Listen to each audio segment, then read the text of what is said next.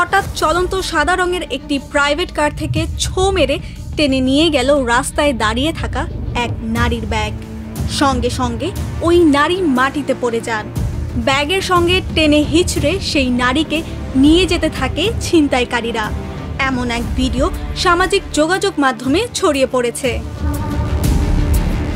খোঁজ নিয়ে জানা যায় ২৬ এপ্রিল শনিবার সকালে রাজধানীর সিদ্ধেশ্বরী গ্রিনল্যান্ড টাওয়ারের সামনে ঘটনাটি ঘটে।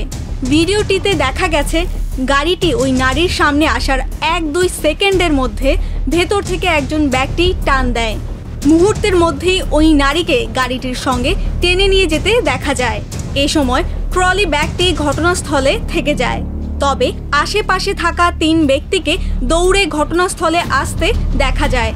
এই ঘটনায় ওই নারী প্রাণে বেঁচে ফিরলেও গুরুতর আঘাত পেয়েছেন। এ সময় ছিনতাইকারীরা পালিয়ে যান। এ বিষয়ে ঢাকা মহানগর পুলিশের রমনা অঞ্চলের সহকারী কমিশনার মোহাম্মদ আবদুল্লাহ আল মামুন বলেন, সামাজিক যোগাযোগ মাধ্যমে সিদ্ধেশ্বরীর এই ঘটনার একটি ভিডিও ফুটেজ তাদের নজরে এসেছে। তারা ঘটনাস্থল পরিদর্শন করেছেন। এই ঘটনায় এখনো কোনো মামলা হয়নি, তবে আইনগত ব্যবস্থা গ্রহণের প্রক্রিয়া চলমান রয়েছে।